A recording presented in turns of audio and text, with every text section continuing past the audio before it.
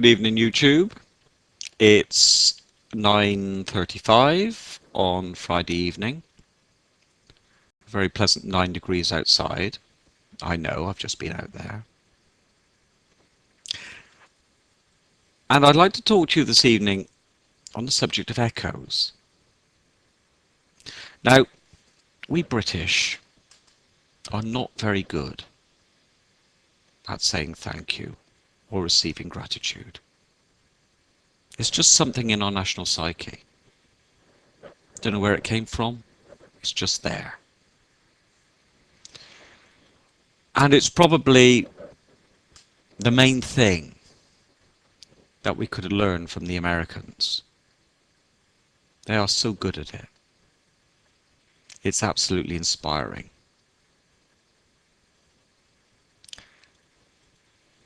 And so this video is probably going to be one of the most difficult videos I've made to date.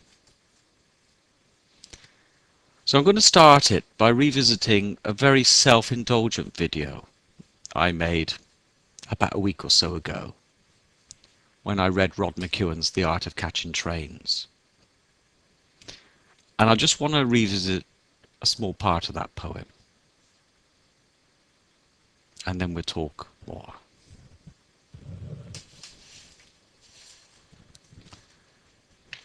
Sometimes I feel I've always been just passing through, on my way away or toward, shouting hallelujahs in an unseen choir, or whispering fados down beneath my breath, waiting for an echo, not an answer.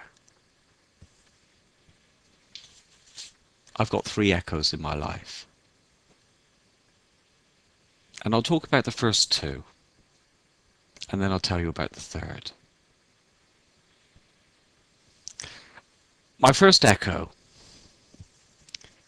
is the country and folk singer John Denver. There's something about his songs that just reflect a real positive side of me.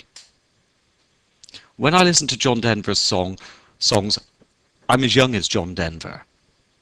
Now the thing about John Denver is that if you look at his albums, even when he was getting older, he still had photographs of himself on his album covers of him when he was in his 20s, I suspect.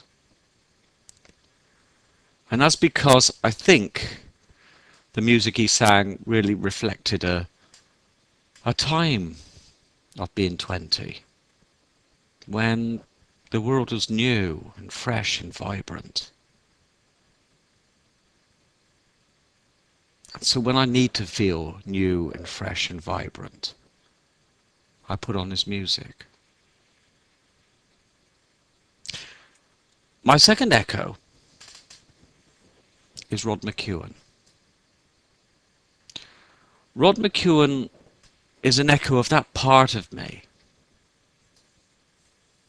that needs to spend time on his own, that needs to just contemplate life. And people often think that I'm just being miserable and unsociable. But actually, in my head, I'm having a really good time. And when you meet an echo, I think you know within the first 15 seconds, which apparently is the time you need to be in an interview for a job before they actually decide you've got it. But I think that's very true. You hear something within a very short space of time of that first meeting of a person, and you just know that they are going to be forever in your heart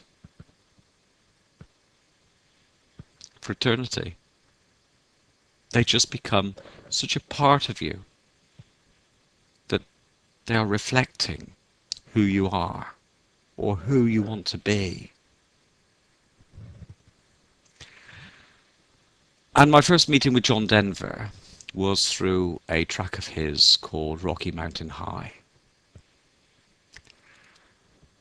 And it starts off, he was born in the summer of his 27th year. Now, I actually met John Denver through his music long before I was 27. But it's only just occurred to me that actually I was 27 years old when I started telling people about my sexuality. Now you know me and my thoughts about the universe and coincidences. So we'll just leave it there.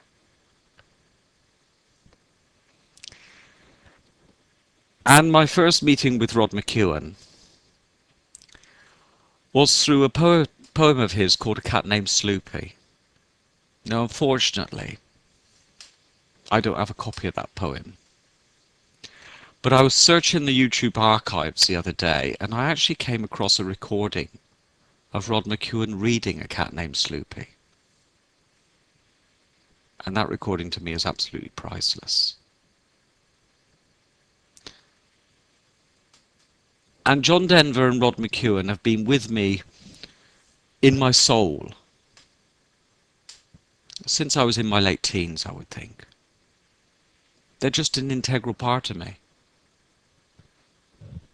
They're two reflections of who I feel I am or who I feel I want to be.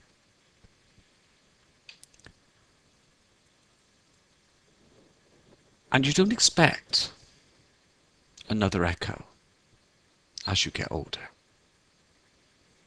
But I found one. And I can't remember how I found him. But I was watching a video that he'd made for YouTube. And that video, I just play it over and over again. To me, to friends, I just say, you've got to see this. You've got to listen to this guy.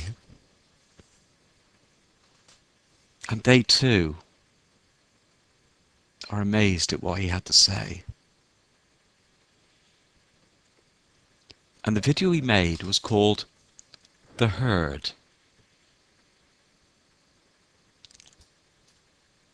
And he finishes that video with something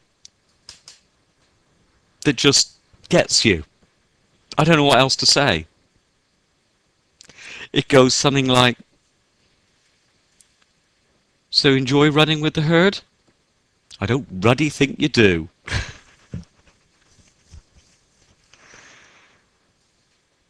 And I think I've now got the Trinity of echoes. Rod McEwen, John Denver, and T-Mac 7425. I'm complete.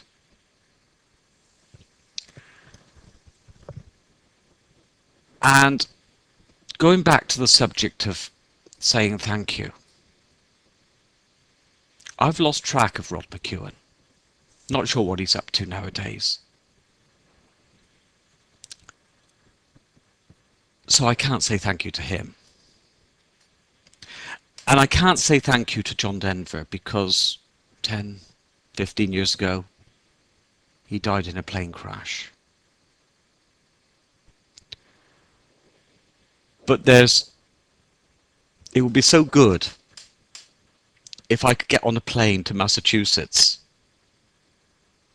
and say thank you personally to T-Mac 7425. And that's a hope that one day I'll be able to do that. But for now, this video will have to do. Terry, my friend, I really love you. You are brilliant. Thanks, folks. I've enjoyed this evening.